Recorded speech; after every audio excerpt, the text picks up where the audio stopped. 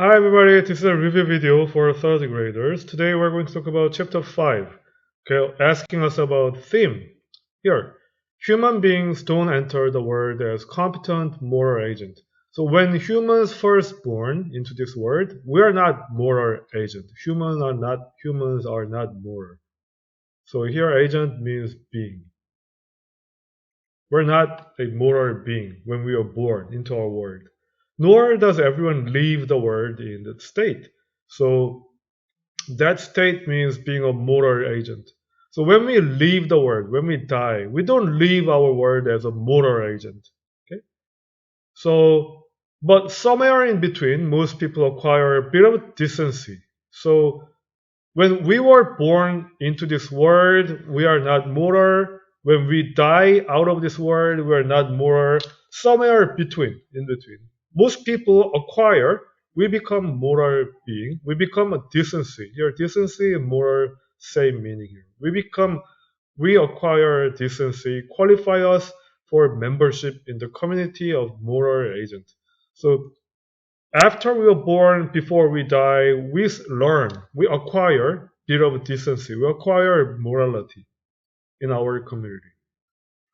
And genes and development and learning all contribute to process of becoming a decent human being.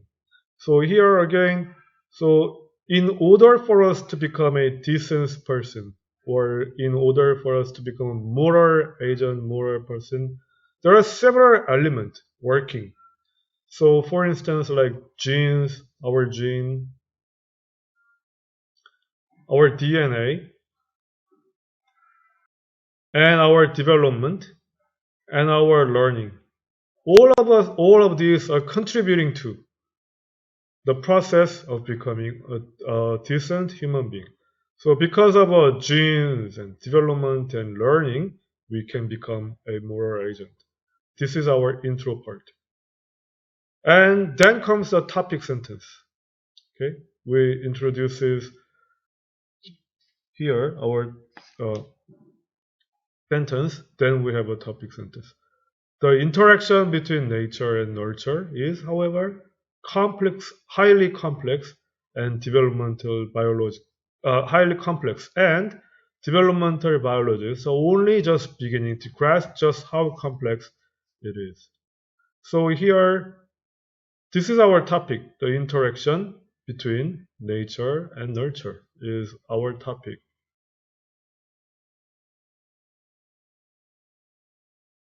And when we say nature,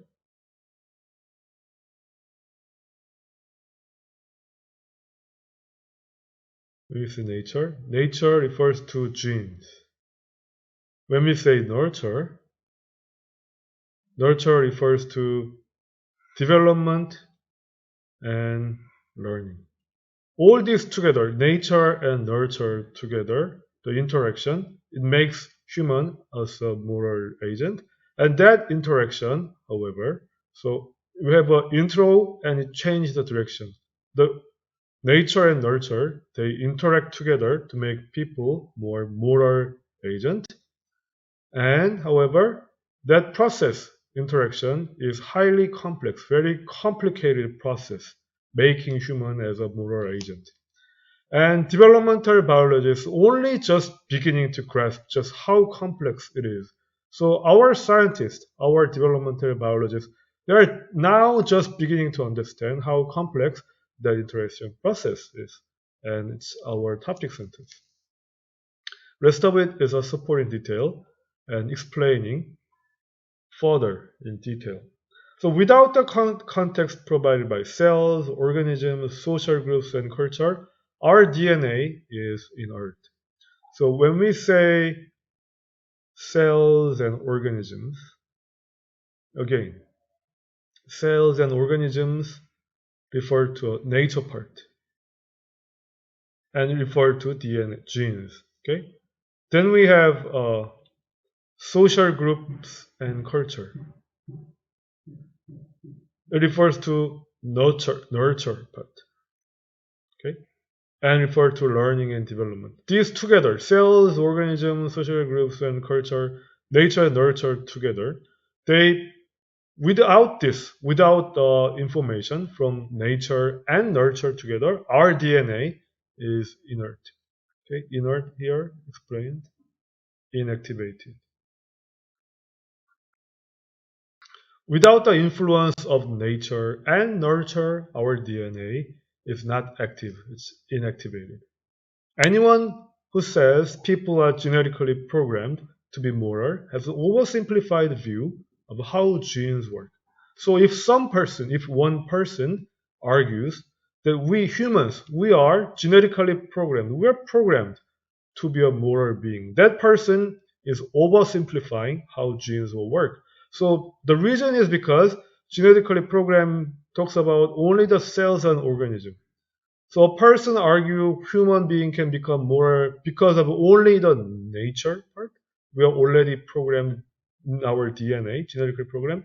That person is oversimplifying how our genes work because our DNA, it become active when both nature and nurture interact together. Okay? So genes and environment interact in a way that makes it nonsense. So again, here genes refer to nature and environment refer to nurture.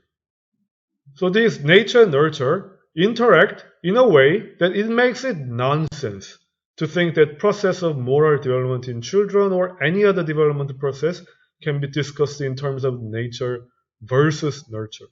So if someone try to explain the development of moral being in terms of a nature and nurture versus competing against each other. If someone tried to explain interaction between genes and environment is a nature competing against nurture, that nonsense. Doesn't make sense because that's not how nature and nurture works in order to make our human being as a moral being. They work together. They interact together. Okay? Not competing against together. So developmental biologists now know that it's really both nature through nurture. So our biologists, they start discover that interaction between nature and nurture is they through interact each other. They help each other. They interact, work together, collaborate each other to make human as a moral agent, not competing against each other versus. So the complete scientific explanation of moral evolution and development in species is very long way off.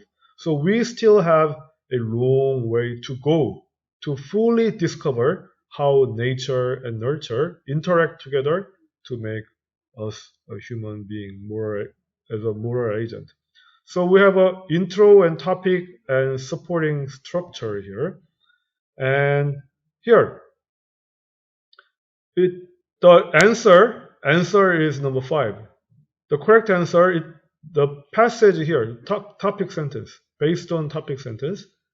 The topic sentence says that the interaction between gene and environment, interaction between nature and nurture is complicated in making us human a moral development, moral being. So this is a right answer.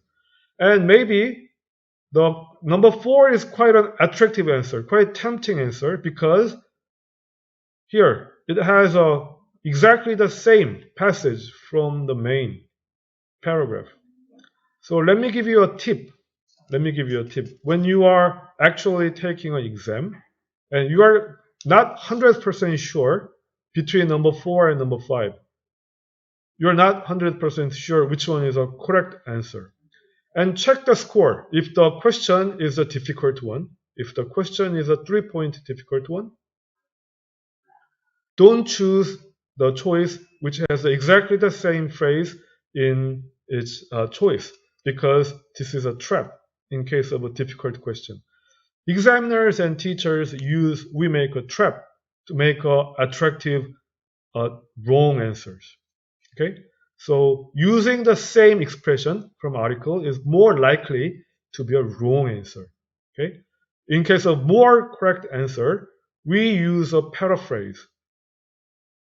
Teachers and examiners, we use paraphrase. We use different vocabulary. But still has the same meaning with a topic sentence. In that way, student gets more confused. So in the actual exam time, you are not sure between these two choices, and time is running out, and you want to very choose this question 04. Don't do it if the question is a difficult question. Don't select the passage which has exact expression from the passage. It's likely to be a trap. Go for the other one. Which does not look same with the passages. It's more likely to be an answer. And based on this topic sentence, it's more of number 5.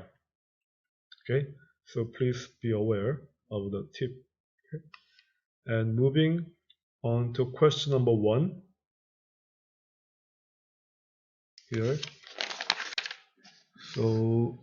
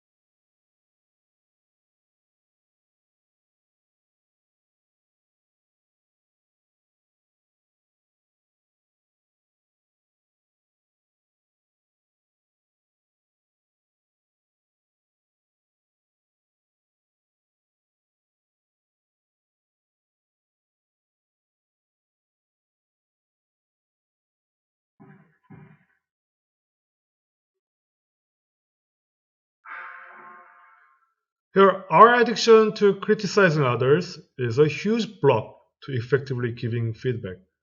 So here, this time, topic is criticizing, or more of a criticism. Criticism is a topic. So we are addicted to criticizing others. We like to criticize others, and that works as a block to effectively giving feedback.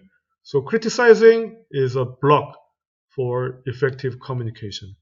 When we criticize, even if we choose our word with care, we are likely to assign others to a specific, potentially harmful status.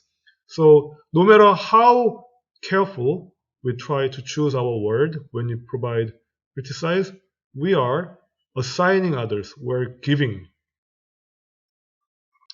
others a harmful status. So we're likely to assign others, for instance, to status being wrong. When we criticize, we're telling other people that you are wrong, you are making a mistake. So no one likes to be labeled wrong. So no one actually likes to be called as wrong. Okay? So this is an intro. Now we have a topic sentence. Most people get defensive when they are labeled, even when sure they are not wrong. So when people are called wrong, they get defensive. Okay, even though they didn't do anything wrong, even though they didn't make any mistake, people get defensive when they are called as wrong. And what is more important, defensive people block messages. When people get defensive, they block messages. They don't listen to your criticism once they get defensive. So unless you are trying not to be understood, then criticism is not an effective communication strategy. So unless means if not. If you are not trying to be understood, so if you want to be understood by people, then criticism is not an effective communication strategy. It's not an effective strategy. It doesn't help to call it constructive either. Sometimes you call your criticism a constructive. You say that, oh, I am providing this criticism in order to help you out, in order to make you to more develop. I want to see you more develop. So I am giving this constructive feedback. I'm not criticizing you. This is a constructive feedback. Calling your criticism a constructive, it's not helping. Still a criticism. People don't like to listen to criticism. Okay? So that's topic sentence here. So saying something like, I'm telling you this for your own development, your design is all wrong, isn't going to produce positive result. So even if you say, I am giving you my feedback because I want to see you to more develop, still, and you say your design is wrong, still it's not going to produce any positive result. Criticism is criticism, no matter what you call it. It blocks understanding. So here it is saying that the criticism is not a effective strategy, it's blocking the communication. So here it is saying that criticism is a barrier. Okay? And moving on to question number 2 here.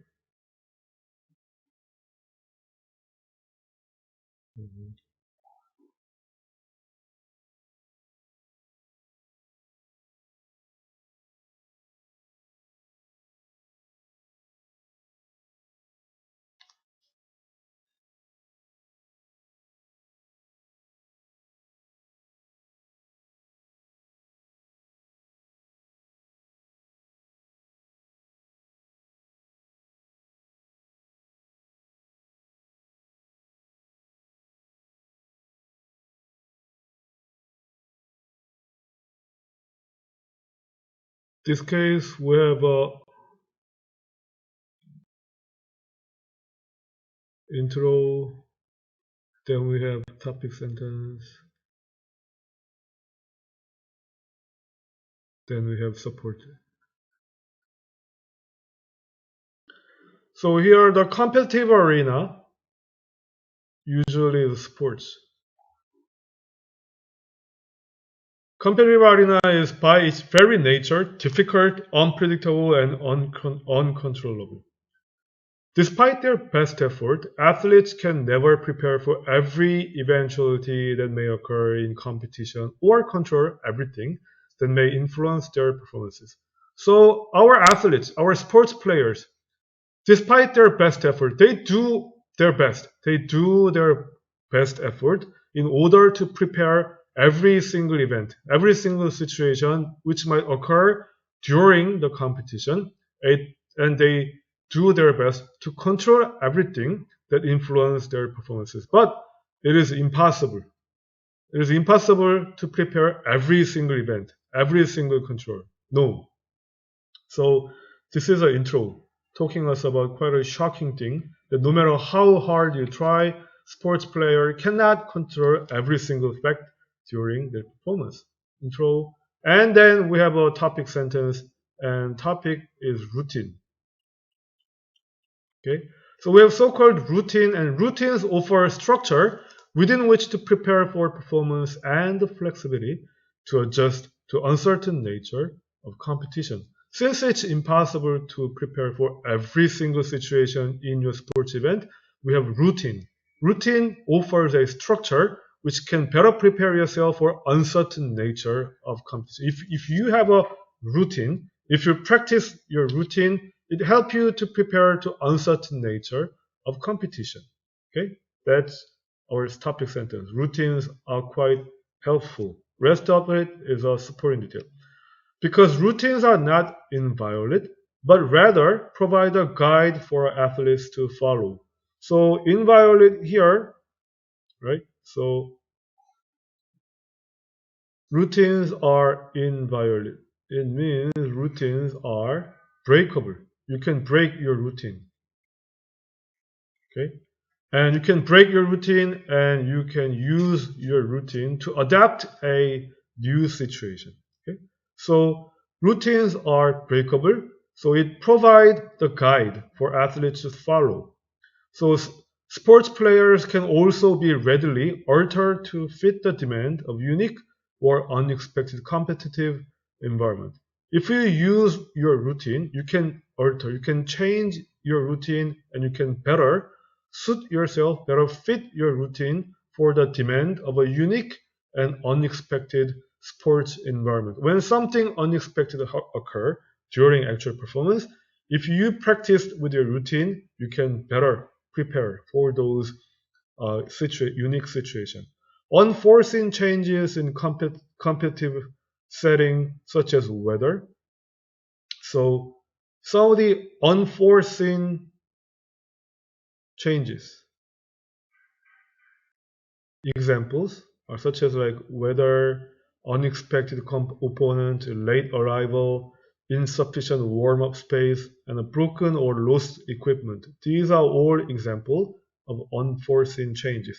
These unforeseen changes can have a disturbing and disruptive effect on athletes before a competition. If you have this kind of situation, this kind of unforeseen situation, it disturbs you. It disrupts the sports players before the competition. Athletes often perform below expectations because they are unable to respond appropriately to these occurrences. So when something that you didn't expect occur during your sports event, you perform better, you underperform because of these occurrences. Or you become unsettled mentally. You go through confusion when you encounter this unforeseen change during performance. For example, you lose your motivation, lose your confidence, you get distracted, or you experience anxiety when you encounter unforeseen change during your sports activities. Athletes with well-organized yet flexible routine, but if you are an athlete, if you have a routine, if you have a well-organized and flexible routine, you'll be better able to respond positively to these changes. So even if you encounter this unforeseen change during the sports event, if you have a routine, you can better keep calm and you can keep maintain high level of performance because your routine works as a guide. Okay, so here talks about the necessary, the flexible routines for the athletes. Okay, and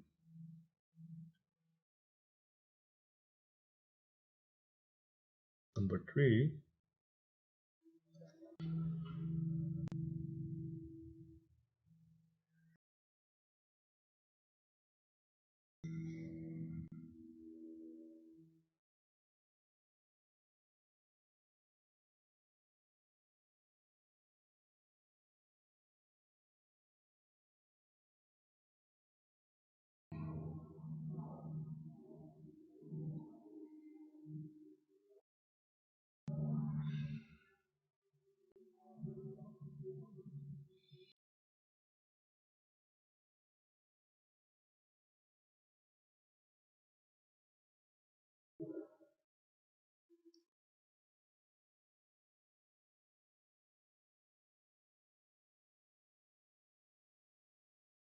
So we tend to think about myth. This time, myth is the topic. So myth is a rather silly old story. You think about that myth is an old story and it talks about adventures and misadventures. So here, misadventure is a misfortune or mishap, same thing.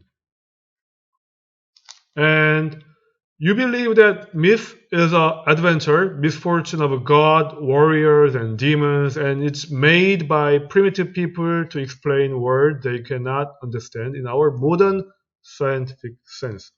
So you believe that myth is some old story made by old people, and from our modern scientific sense, it doesn't make sense, and old people made myth because they don't understand what we understand nowadays.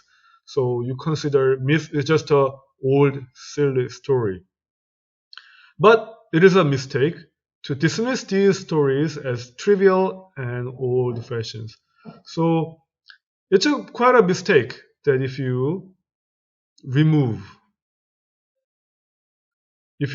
this myth and you just consider the myth as something trivial. Trivial means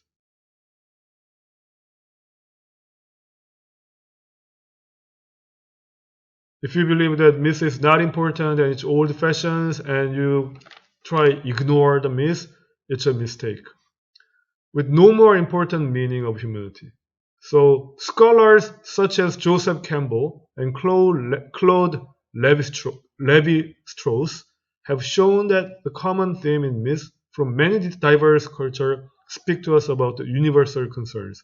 So this expert, here we have a topic sentence.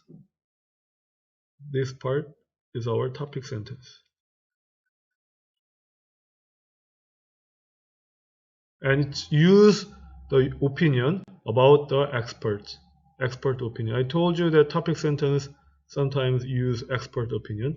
Joseph Campbell and Claude Levi-Strauss, they said that the myth concerns all the people. Myth is a universal concern. Myth talks about the problem all around the world. And it talks about ways of thought that all humans share. So myth it shares the thinking, opinion that all the humans share. So as we move increasingly toward a unified world, a global village, as it's been called, it is important to see how much basic human nature we all share. Now, entire world, we live in a unified world. We live in a global village. Since everybody live in an international society, international world, we need to see what is a basic human nature is. And this myth talking about this basic human nature. So myth is very important topic. Okay, so that's topic sentence, and the rest of it is a supporting detail. So the systematic study of mythology reveals important point. So reveal means shows. So the systematic study of mythology shows important point about the human psyche. So psyche is a psychology. And about the human universal human motivation, fear, and thought patterns. So mythology reveals and shows a lot of perspectives, a lot of human psychology all around the world, universal human element.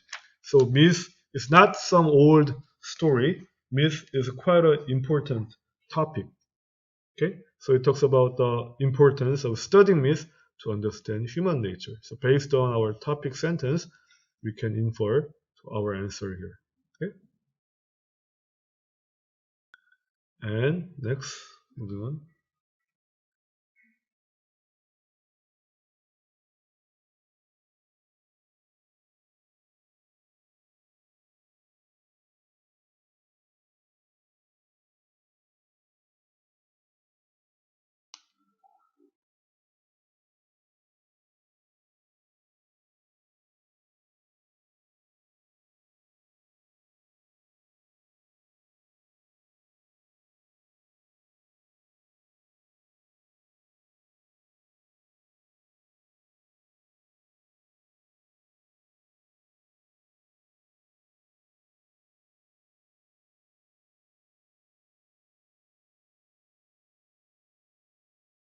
So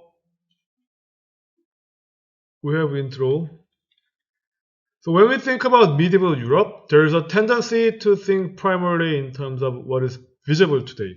So when we think about Europe, we only think about something that we can see today.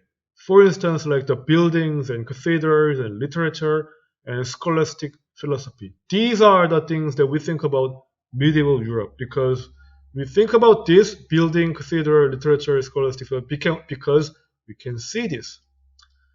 So this is an intro. Yet, what is of equal importance, particularly from the standpoint of the rise of modern science, is the fact that medieval culture was a mechanically sophisticated culture. So even though we are considering Europe as a more of a romantic factors. When we think about the medieval Europe, we think about something romantic like building, cathedral, literature, and scholastic. However, from the standpoint of view, medieval Europe, they were mechanically sophisticated culture. Even if little remains today of their machines, unfortunately, the heritage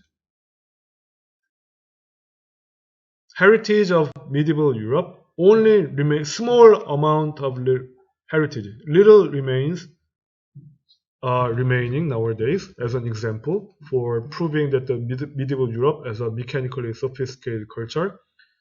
For example, however, medieval Europe was very mechanically sophisticated culture. So, for example, Albert Magnus, the teacher of Aquinas, is rumored to have a robot in his laboratory that could raise a hand and giving greetings. So there was this famous philosopher Aquinas. His teacher is Albert Magnus. So in this time, medieval Europe, Albert Magnus had a rumor.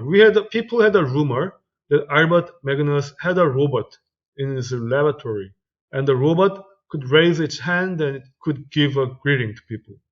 So the story is no doubt apocryphal. So here, apocryphal means suspicious.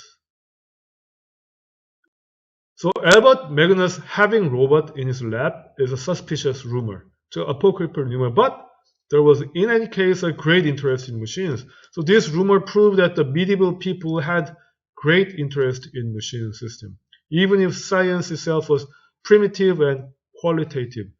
In medieval Europe, science was primitive, not very developed, and only a handful amount. It's only a qualitative amount, only a small amount of science developed in Europe, medieval Europe. People, but still had a great interest in Europe. Okay? So here we have support. So what is clear is that the spread of mechanical clock technology was underway by the beginning of the 14th century. So underway means it began. So the mechanical clockwork technology began 14th century. So mechanical clockwork technology, it means sophisticated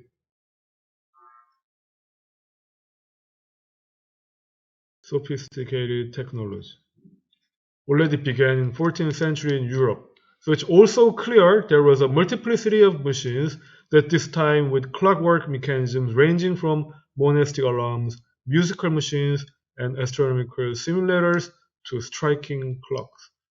So with that technology of mechanical clock technology, using a clockwork mechanism, medieval European people made various projects ranging from to. So ranging the example of those mechanic technology is monastic alarms, musical machines, and astronomical simulators to striking clocks. So all these are the example of complicated clockwork technology, and medieval people were interested in this part. Okay, so here last part is the topic sentence. So based on the topic sentence here, you can guess that the broad interest in mechanical technology in medieval Europe was rampant. It was prevalent. Okay, so another typical structure of intro and support and topic sentence. Okay, again, thank you for watching, and we'll continue our lesson next video. Okay, thank you everybody. Good job. Bye. Thank you.